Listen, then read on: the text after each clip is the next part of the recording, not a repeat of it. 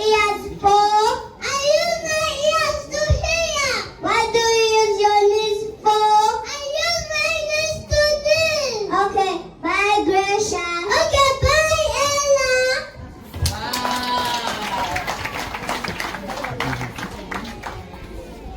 Let's add them another round of applause.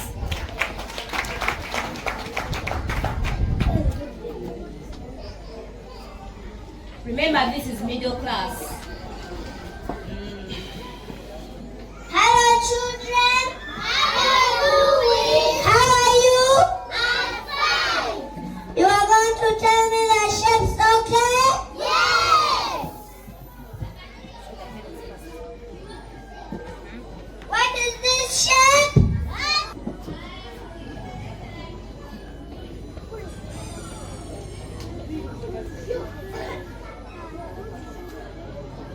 Uncle Morris, What? as they are getting ready, Yeah. we are going to ask our parents, Yes. and they will tell us the shape. Eh.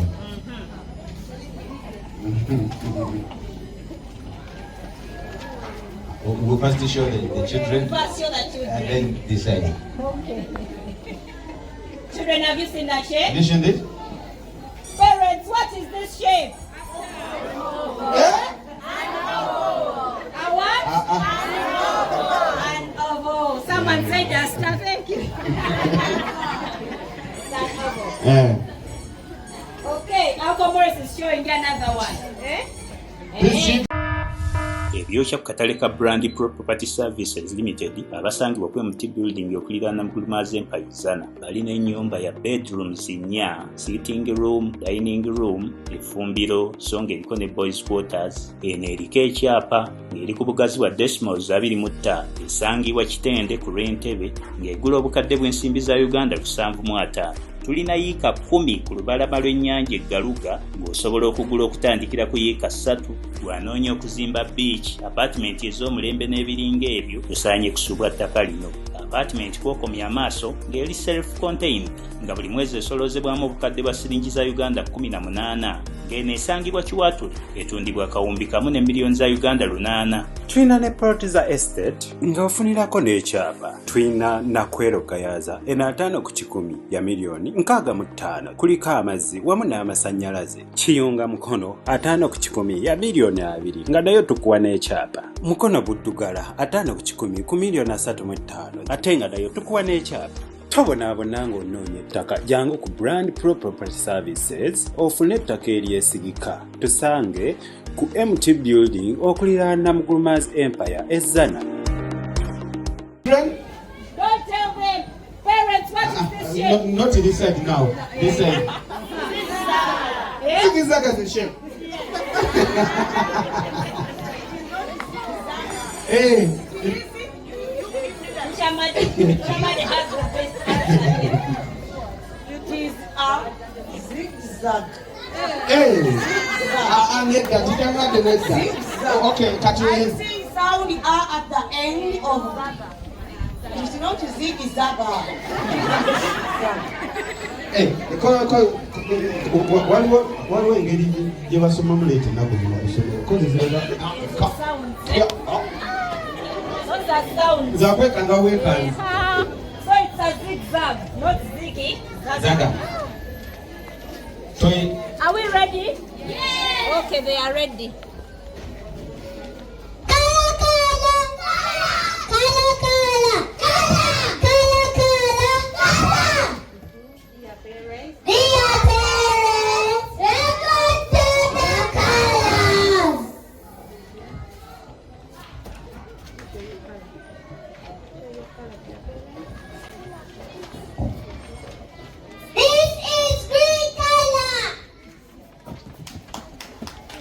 Clap for them. This is blue color. This is pink color. This is blue color. This is orange color. This is blue color. This is purple color. This is black color. This is yellow color. This is brown color. This is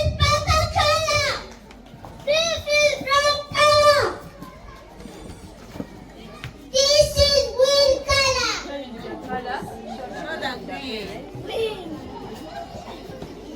is green color. This is red color. This is pink color. This is red color. This is blue color. This is white color. Color, color, color, color, color, color, color, Who knows the color I'm putting on, parents? You're getting yourself a bottle of water. People are not thirsty. Yes? Someone there wants to try its color.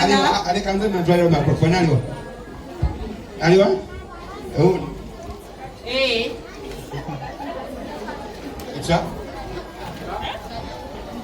Tutukuwulira ka agambe kachi Kachi. She's very close, very, very close. Teacher Kenneth nedda. It's that. Teacher Kenneth nedda. Very close. Uno. We are ready. They are ready. We are coming back to this color. Obawulidde abajasi bange.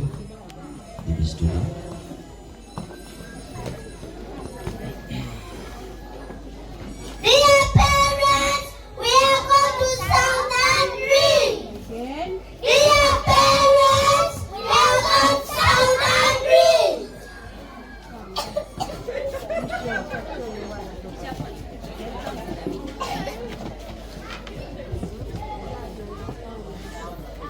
Sounder, red. Wow. Sandy boo, boo, boo, boo.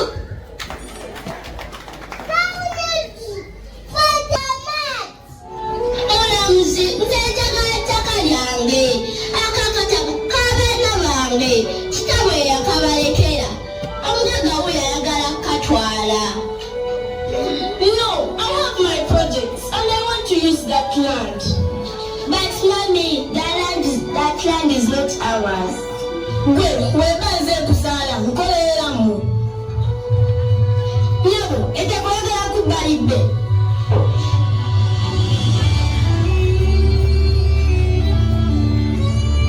Okusinziira bwe nabye omusango, nyabo nenya gyetwala abaana bo, ettaka lya mugagga. Mulamuzi.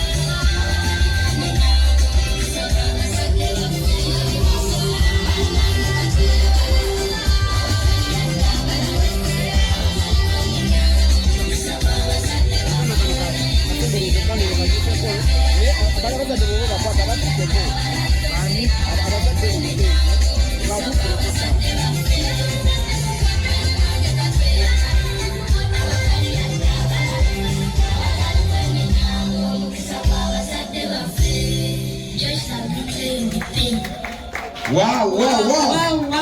Mokalo. Banange. What a performance. Yes. Wait, put down that. Yes, thank you so much. Thank you. Thank you so much, our children. People, who is closing the curtains already? Okay, we just wanted to give them a round of applause. Clap for them. Clap. Bethel Nursery and Primary School. This is Bethel Nursery and Primary School. Tusangibwa wano emulawa. Toyanzanye obwagizibwa mwe mutuwa obutagwayo buli kaseera. No, baby, you passing from there. Thank you. Obwagizibwa mwe obutagwawo bane toyanze gemwe bali nyomwe bali ddala. Uncles, aunties, and everyone. Yeah.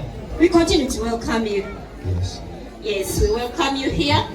You're very special to us. Yes. Thank you for loving Betha. Thank you for giving us your children. Yeah. Thank you for coming every time we call you. Yeah. We are so proud of you. Yeah. So feel at home. It wasn't you guys. I think we wouldn't have been where we are right now. But we thank you for your support. Thank you so much. These are babies. Babies are not ready? These are babies. They are babies. Babies. They are getting ready. And they are almost ready. Can we open the curtains? Open your mouth. Clap for Jasper. You're so good. Okay, Antonia, for you. Where are you? Yeah. Where are you? Yeah.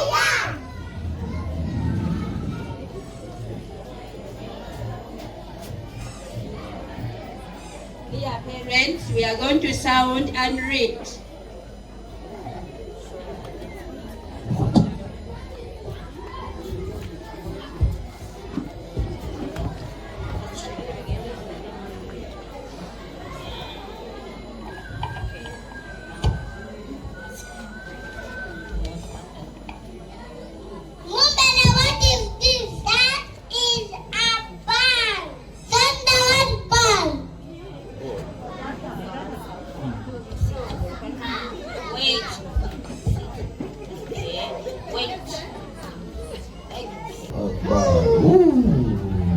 Umulebe basta oyo mubi yajikuba nene bejeja.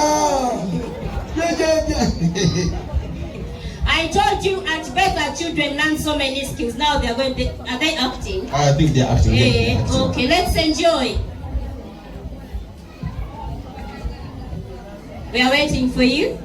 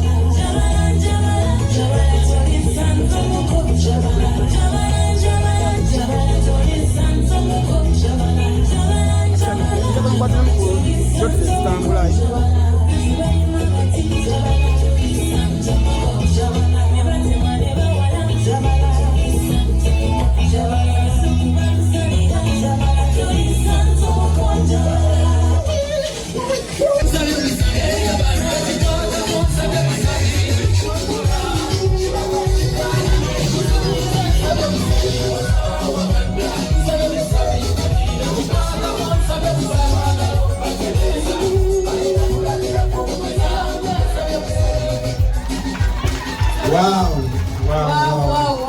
Oh. That was amazing. We should do it.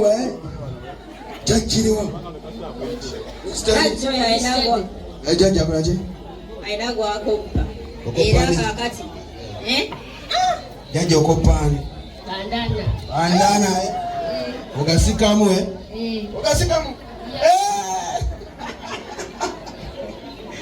Sokoje. Sikamutulire.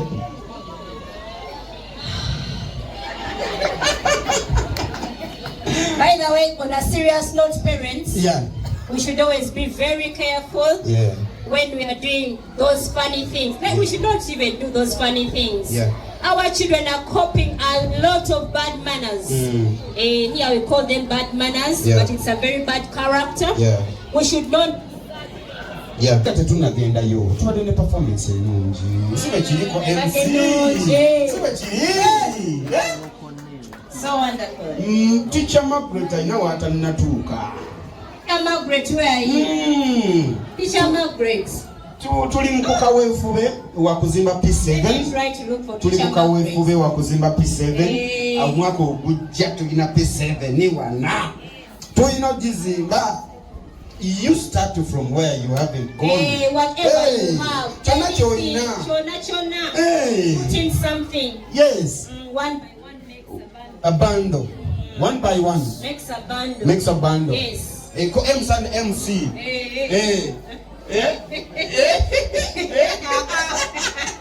I don't think one by one makes a bundle. I think we cannot make a bundle. The bundle is not available. The bundle is not bundling. It's not bundling.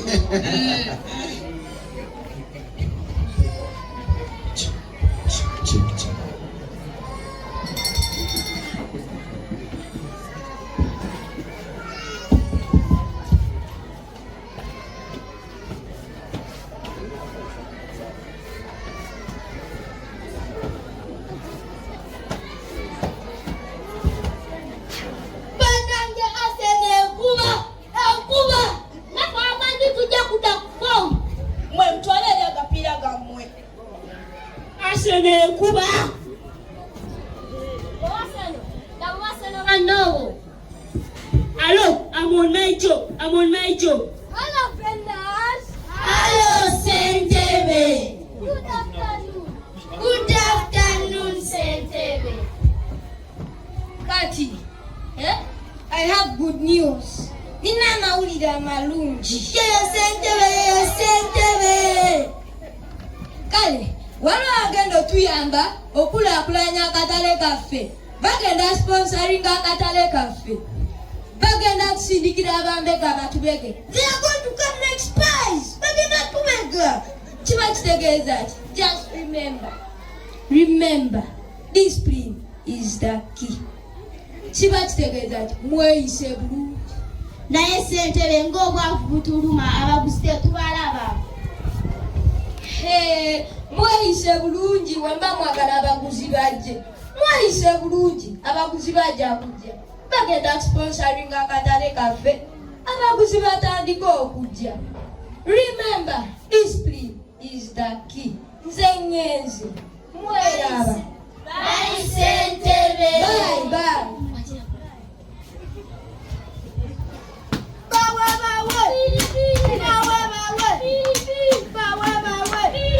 You boys, will you please stop shouting for us? No, mind your business. Mind your businesses.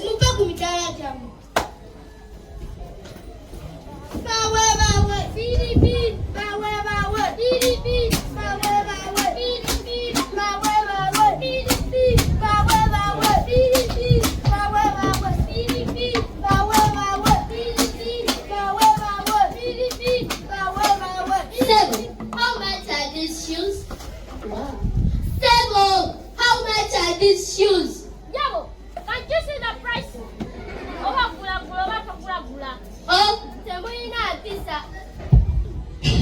Nyabo, ochali mupya mukana akatale. Abantu bakana akatale tebalina misa. But remember to be disciplined. You cleaner, what are you talking about? Jolo, what's anyone? Mama Baselo, this is a planned market. We need planned buyers. Excuse us. Baselo, ngatoza mbeka? No, abana tibano tiba bili ngatolia. Nami na titiru mama kula bajagala bileke. Oh, this market. Never tumaya binti su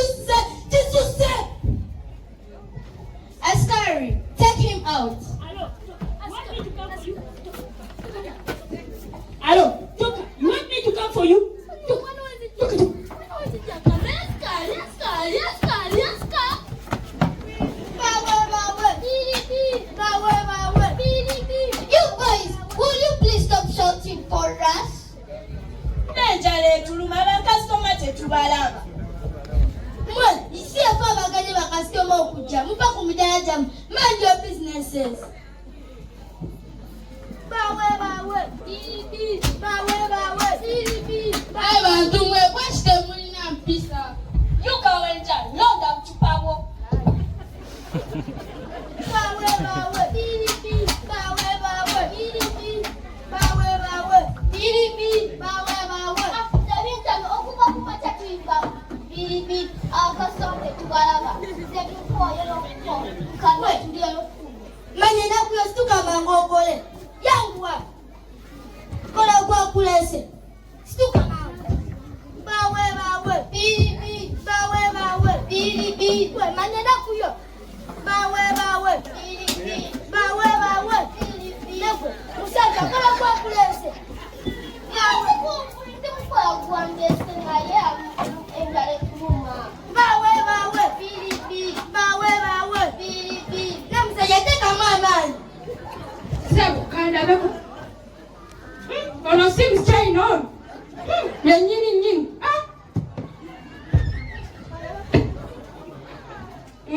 Sisi mie. Kanda beko.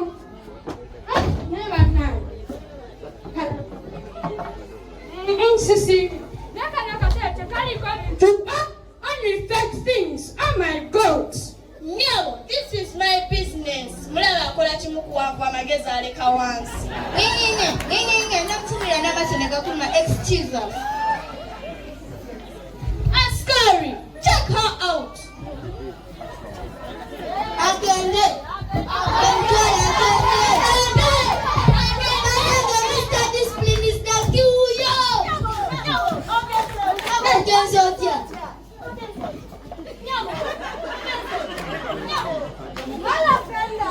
Hello, Sentebe. It's the time. Kekasela basponsoringa katabeka. Ela sponsor of Fasoka. Uyo. Tuma.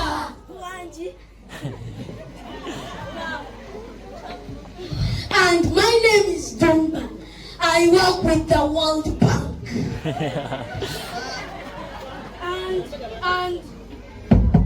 and here I work with my colleague. Where are you? Kawenja. Yes, Pete. And that's Sentebe. Abantu bakana katali. Sentebe.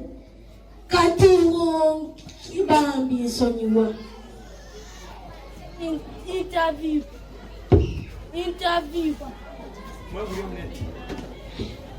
Bambi sonyiwa. Naye interview. Bambi bajikutte. Ela tugenda kubongera emyaka emirala jo. 2 years when they are still in this. I cannot even tell my colleague. Let us go. Sentebe. Nzenyenze. Bye. Katubongera emyaka ejo ebiri nga bakyali mwene mbere. Bye. Bale mpaba wange. Funa olugendo lungi. Have a good journey. Bye.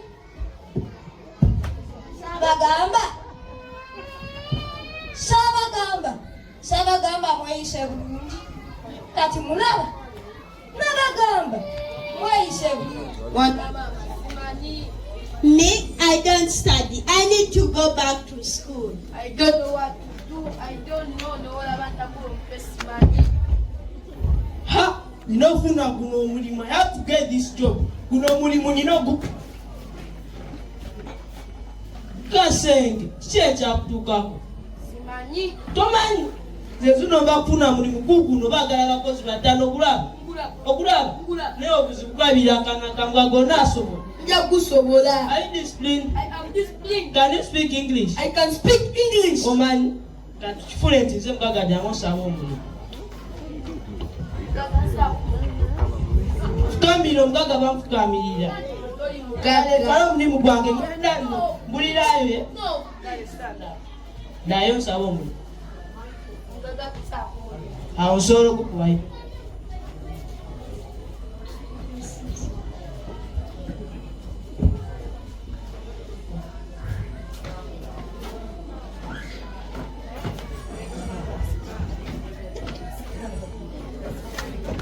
Sarita, wanyisaba mukama wange oluteyo tayo. Sarita, yes please my boss, your plate copper. Sarita, wanyisaba mukama wange bafuluke. Stand up. Jump. Ochagusobola. Muno waliwa. Yes please my boss.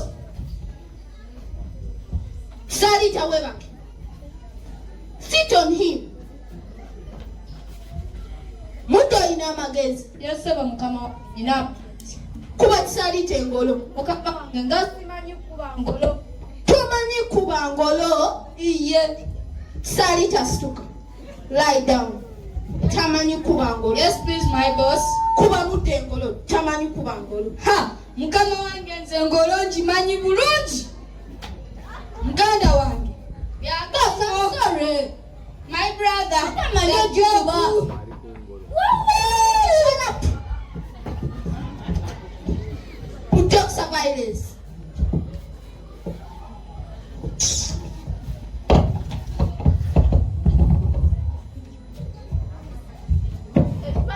Ebandi betwanze nga twagala abakozi bazze. Yesaba mukama wange. Ono omusajja kuba engolo. Ebandi betwanze nga twagala abakozi bazze.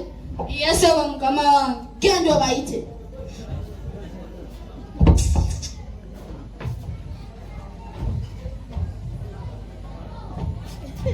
My boss, kama benanza nyotu akanitata kama mayapata tuina chakulia toyanzi Oyogera nnyo ddayo.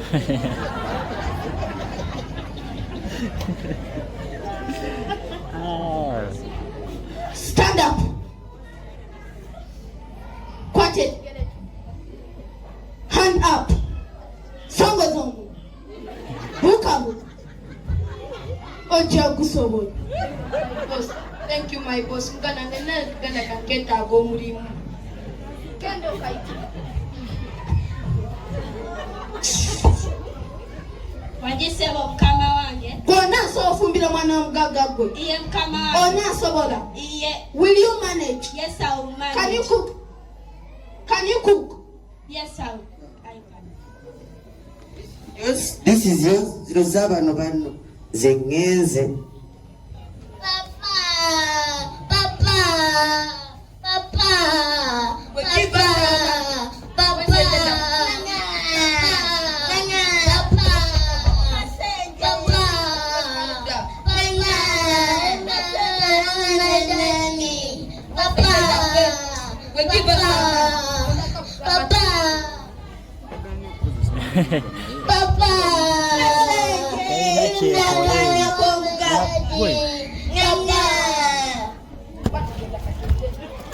Akasenga akana k'omugagga akadduse. Kana.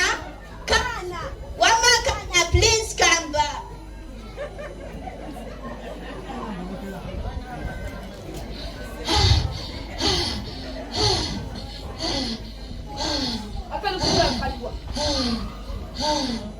Mama, akana kadduka.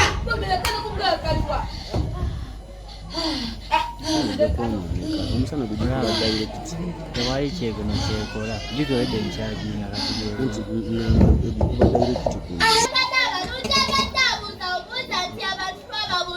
akasala kaseeko deni abaana baiseeko omulimu ngabakwata buludeni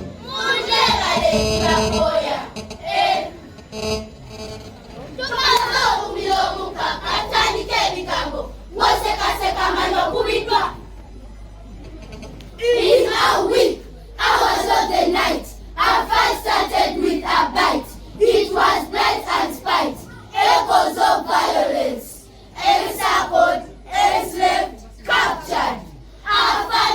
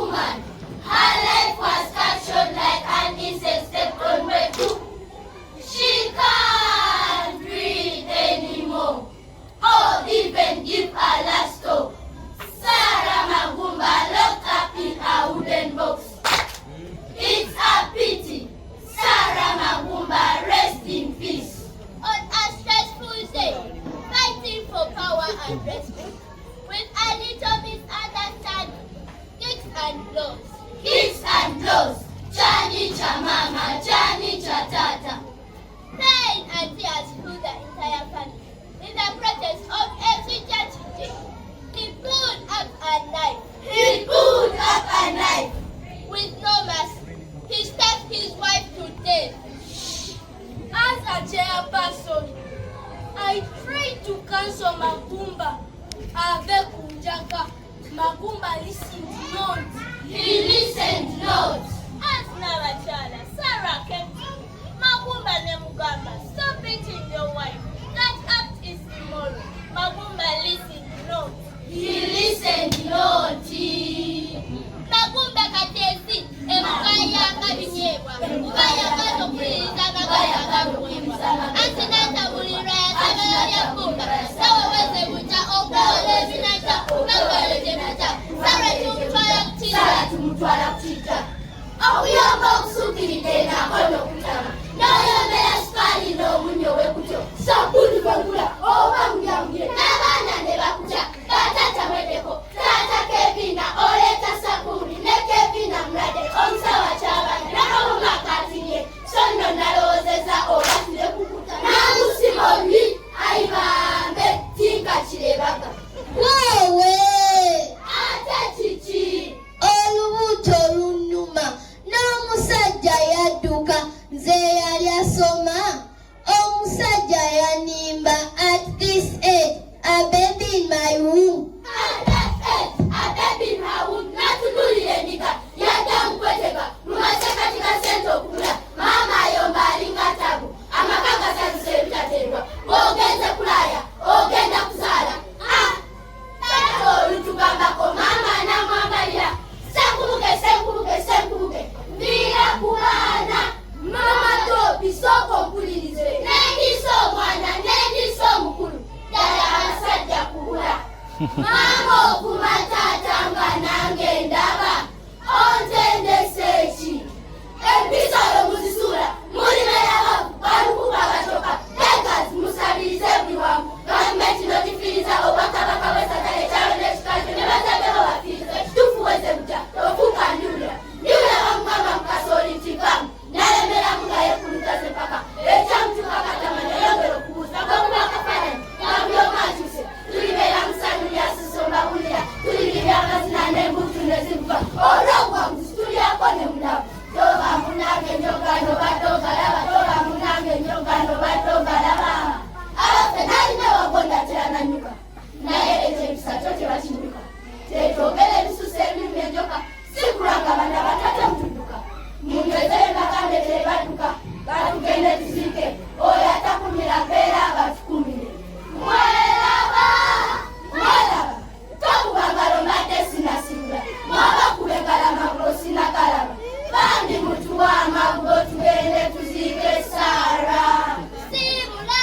Omudu wagende kati. Sibula. Omudu wagende mirembe.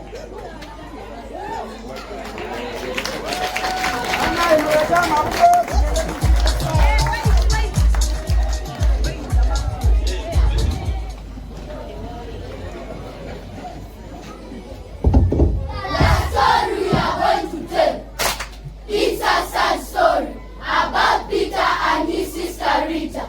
Kyebakoze ekyejo oluvannyuma abazadde kyali kirole ky'amata kitata ekyabasaabala nekibata. In a blink of an eye, the mama ne tata zembuya gezikunta. Their lives began to change, not for the better, but for the bitter, especially over Peter. My name is Rita, a sister to Peter. My life is bitter. A child mother. I'm swimming in a sea of regrets, walking on broken glasses, just because abazadde bankuza ekyejo. Mama bwe yafa, natwalibwa ebukojja. Watwalibwa ebukojja? Iye, ebukojja. Otyo. Naye olw'empisa zange ndi ebukojja bannemwa. Nafuna emikwano egy'abavubuka abankyamya. Sengendo, Senyondo, Lugendo ne Narendo. Yogera ku Narendo ho. Narendo yali omulungi Roddo, ye yampagaawaga. Se n'enjiga n'ebiragalagala. Se yali omuto omulungi eyeegombesa. Yali omuto eyeegombesa. Why me? That's a tune of failure. We years, try to cancel, but all in vain. Zero education, no qualification, a burden and a loss to our dear nation. A good example of a bad one. As a grandmother, I tried to cancel. Let a muzukulu study and make me proud. She listened not. As a grandfather, I tried to cancel too. Read a muzukulu, study and shape your future well. She replied, Chacha, I have no time to waste in Butinanina booty. She replied by her beauty, but her beauty now faded. Chacha, only one. That was her motto. Galigitange chirige chito. Nomto, Rita Namtusa. I tried to guide, but all in vain. Domestic work, going to school, obedient. Now she regrets.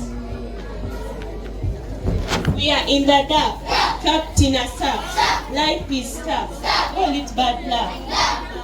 Look at Peter. His life was sabotaged because he was neglected.